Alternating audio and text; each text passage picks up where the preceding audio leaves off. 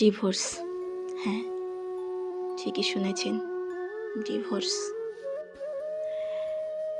আজকের সমাজে ডিভোর্স হয়তো একটা শব্দ মাত্র,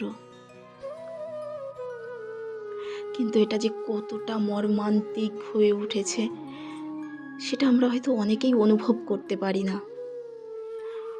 অনেকেই হয়তো জানি না এটার সঠিক মানে, এটার মূল্য জানতে চাইও না। আমি জানি না এটা কেউ শুনবে কি না, কারো কোনো কাজে আসবে কি না, কিন্তু তাও বলবো, একজন বাবা মা হিসেবে অবশ্যই একবার হলেও শুনুন। ডিভোর্স যেন এক মারণ ব্যাধি হয়ে উঠেছে, সেটা ক্যান্সারকেও হার মানিয়ে দিচ্ছে।